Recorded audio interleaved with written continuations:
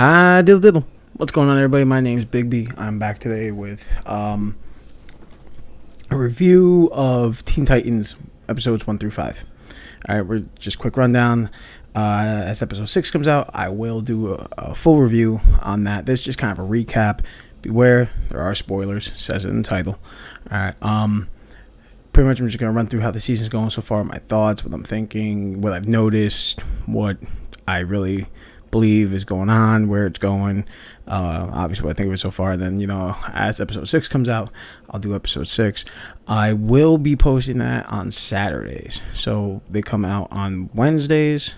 The video will be coming out on Saturdays. All right, so obviously let's get into it. Episode 1, it starts off 100%. We see exactly who and what Red Hood is, and they cut right to the chase how Jason Todd gets beaten to death by the Joker with a crowbar, which is the actual story of the Red Hood and how Jason Todd became the Red Hood. So that's perfect. That's spot on. I really like it. Obviously, they're using Bruce not being around, and they're only really referencing Bruce because if not, I don't think they have the rights to use Batman. I think WB's not giving that up, but they can use Bruce Wayne. That's why we've yet to see the Bat in the cape.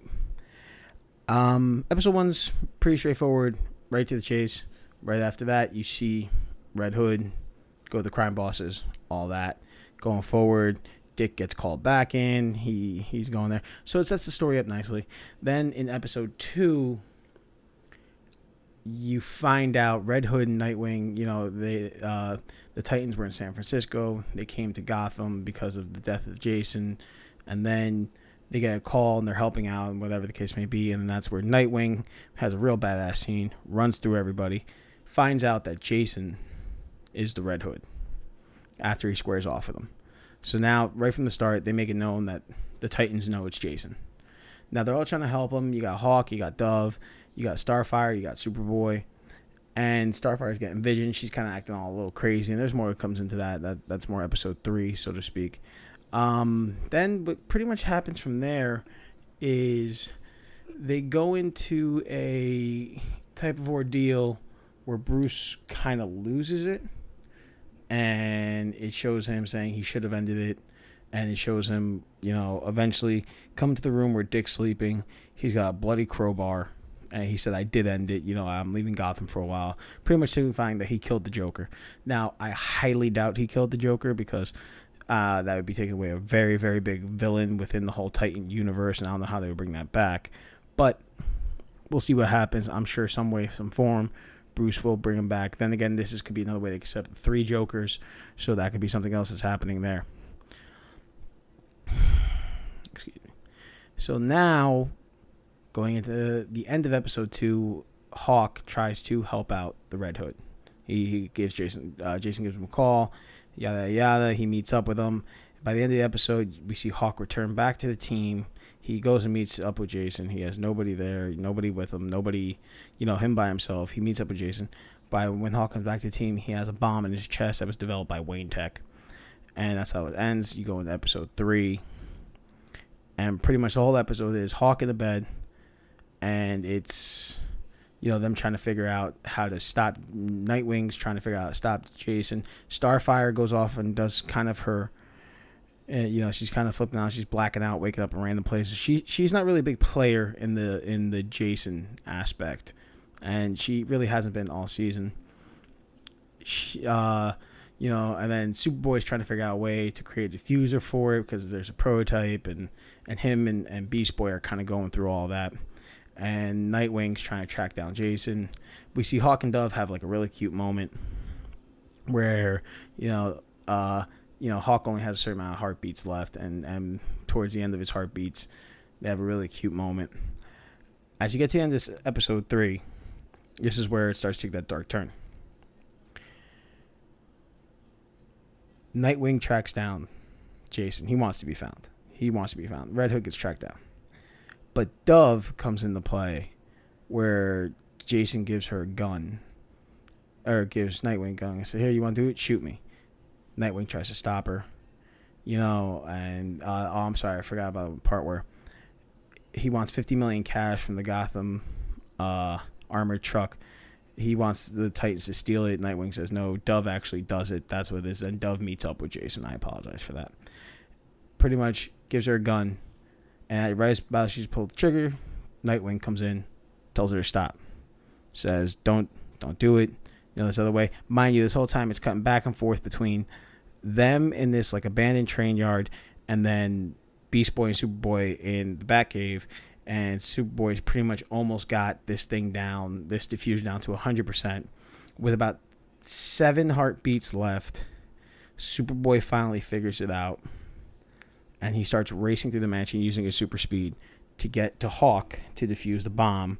In that time frame, Jason pressures her to pull the trigger because what he tells her is, if you kill me, the diffuser will stop.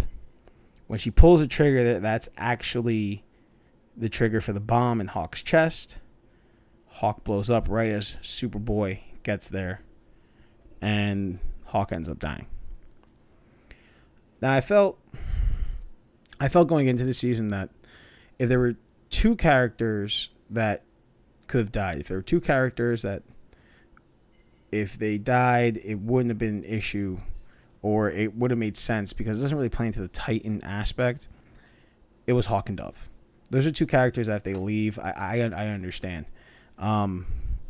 Also, in this whole time, we see Barbara Gordon as commissioner, and she's obviously working with Dick and things like that. And in episode 3, that's where prior to that, that's where they introduce Jonathan Crane being locked up and working in the police force. So this is going to be a big factor. I know it's backtracking a little bit, but I just wanted to let you know where the big meet happens and then where it's kind of leading and transitioning into. Jonathan Crane's working police force. Dick talks to him a couple times. And it's pretty much like, oh, wait, this guy's here. This was Scarecrow. We had gotten rid of him. I don't understand exactly what's going on. And that's kind of where it picks up. But now back to the death of Hawk. After Hawk dies, you can clearly see that Dove is distraught, destroyed. The whole team's beaten up. Obviously, there's a lot more heartfelt parts. Believe me, you still want to watch it, even though I'm just doing kind of a recap on it. At the end of the episode, Dove leaves for Paris. So, again, like I was just saying before, Hawk and Dove are the 2 characters which really didn't fit into the Titans aspect because they really weren't Titans. They were more Justice League members. And then now we're going to get into the part where we're kind of, this is where the story really starts to develop. Episode 4 is Scarecrow is going to be transported to Blackgate. And Nightwing abducts him prior to the transport happening. Takes him all the way out into the woods where they used to train. And pretty much there is revealed how Jason told Scarecrow everything about them. He told them about how he's Nightwing, who Batman is, how they were trained, where they were. Pretty much all formulated the plan. Not a plan, but he pretty much told them how the whole plan works and how everything is. So Scarecrow knows exactly who Batman is. So I guess, they're setting him up as a baddie. In episode 4 as well, this is where we kind of get into that Starfire storyline where she's getting these visions. And in these visions, it's her sister calling out to her. She ends up finding out where her sister is. She's locked up in a facility. She almost kills Beast Boy like twice because she goes into these, states of trans states, I guess you could say. Ends up almost killing the kid twice, and then drives him out to where her sister is. They ended up having a fight, and then before, she leaves her sister to rot in jail. She has a change of heart, breaks her out, takes her with them. So again, that really hasn't been touched on too much. So I'm sure that's going to be another storyline. I don't know if Blackfire is going to become, a baddie in this, but right now it's looking like Red Hood, and with the introduction of Scarecrow and how he was kidnapped, I'm sure Scarecrow as well. So Scarecrow is now out in the woods. Back to the Nightwing and Red Hood is out in the woods. Nightwing's pretty much telling them a story about how Bruce left him out there, and that there was a wolf chasing them, and how it's a pretty badass moment where Nightwing brings the head of the wolf back to the table to Bruce to pretty much show him that, and he's like, the wolf should have been afraid of me. At the end of that episode, there's a big fight between Nightwing, Red Hood. Awesome fight, really good. Nightwing's pretty much dominating the whole time until he gets distracted with something. Kind of takes it easy. Red Hood takes advantage. And then there's a sniper from the police force because they kind of tracked him down because this whole time they've been looking for Jonathan Crane. Barbara Gordon knows exactly where his place is because obviously she trained there as well. So now there's a sniper. Red Hood has Nightwing in a headlock. And he says, yeah, I got Red Hood on lock. I'll clear, take a shot. Barbara told him to take a shot. Takes it. Don't know. Pretty sure he mainly hit Nightwing. But hit them both pretty much for the most part. Puts him down. Red Hood gets away. Nightwing limps back to the cabin where Crane should have been. Crane's gone. Now the episode 5 is more of a backstory how Jason Todd became the Red Hood. You know, it gives a whole backstory. It really goes into it. And then more towards, and I'm not really going to go into that because that's something that, you know, you really got to watch to really get a full understanding of. I mean, unless I literally do an entire breakdown of everything that's going on. Then as you get to the very end of that episode, you really start to see how Scarecrow formulated this entire plan. How Jason Todd gave up everybody, how Jason Todd made it impossible for them to get, you know, for them to hide from Scarecrow anymore. Scarecrow is pretty much going to be the big bad of this season. And the entire time, and every time we see Scarecrow, he's asking for pot. He's asking for pot. He's asking for pot. He always has pot somewhere. He's asking for pot. Sure enough, at the end of that episode, you see how Scarecrow was able to bring Jason Todd back from the Lazarus pit because after he was killed by Joker, he was brought to Arkham, and how he was the one who kind of tried to create an alternate, a reverse fear gas where Jason Todd wouldn't feel fear, and there was a Lazarus pit in Arkham that Batman never knew about, which is actually pretty cool because we all know that Jason Todd went through the Lazarus pit, but it never says who brought him there, who put him there. I mean, like, yeah, there's been, you know, alliterations of Ra's al Ghul doing it, but for the most part, it just says, oh, he was brought back by the Lazarus pit. So this is kind of a cool take on it, not introducing Ra's al Ghul, with not introducing, you know, a bunch of other different characters.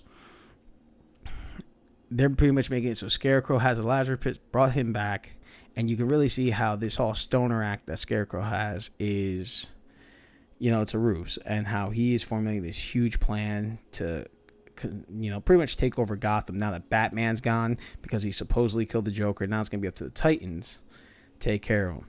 Overall, season's really good. I like the writing. I like the direction it's going in. I like the way that this is a completely different take on Scarecrow that no one's ever done.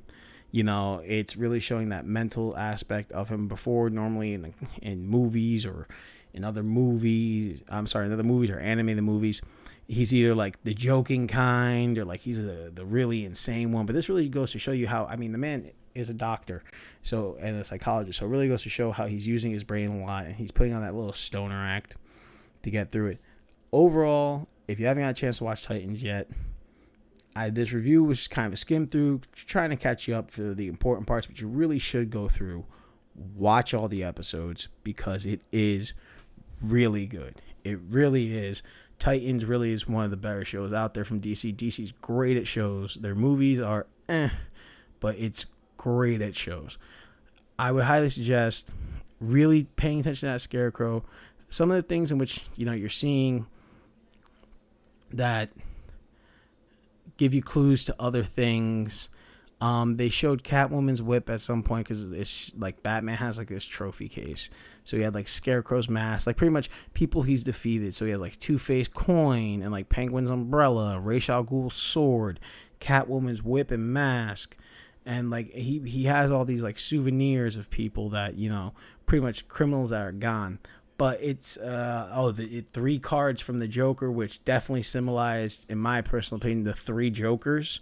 Even though they just kind of have down as 3 Joker cards, I think it symbolized the fact there are 3 Jokers. That's something that's going into, you know, the world pretty well. And if you haven't read the comic 3 Jokers, Please read that. That is awesome. Jeff Johns did an amazing job on that. But yeah, so Titans overall doing very well. Overall, yeah, there are some slow scenes, or even a couple episodes could be a little slow. But I would say overall, I give this season right now like a 7.5, 8. It's going in a good direction. And like I said, the big bad is definitely, in my personal opinion, going to be Scarecrow. It's going to be something that is really cool to see and see how it develops.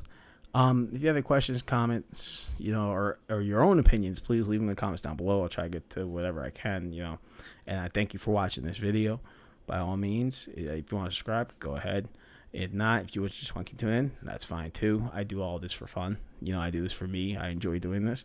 But most importantly, guys, watch Titans. Please do. Next week, next Saturday, we'll do a full episode 6 review. I'm not going to do like some of the other places where you're going to see screenshots up all over the place. I'm going to try to keep my reviews to 5 to 6 minutes. Obviously, this one's a little longer because I did 5 episodes.